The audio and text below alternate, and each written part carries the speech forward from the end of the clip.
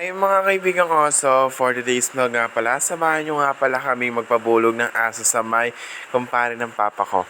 Ipapapulog nga pala namin mga kaoso si Moira kasi nga pala naglalandi. Ayun nga pa yung fat belly pig ko. Char. So eto na nga pala mga kaoso, papunta na nga pala kami doon sa may bahay ng kumpare ni papa, si Kuya JR nga pala. Doon nga pala namin papabulog si Moira. Ito nga pala yung first day ng pagpapabulog namin kay Moira.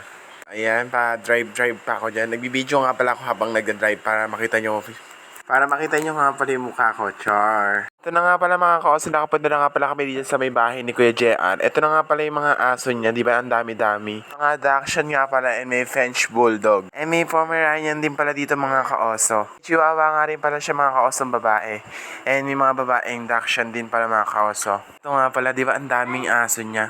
For hindi naman talaga mabaho dito pag kami aso. Kailangan na talaga regular na nililinis siya. Ito na nga pala yung mga aso niya. Di ba ang dami nakita lang siya nagsunudan na lahat. Ito na nga pala mga kaoso. Binubulog na nga pala si Moira dito. Binubulog nga pala siya dito ni Kobe.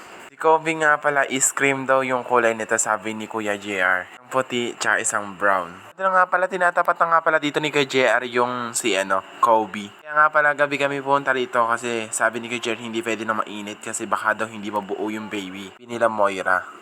So ito na nga pala mga kaoso, nagkabit na nga pala sila, naglock na nga.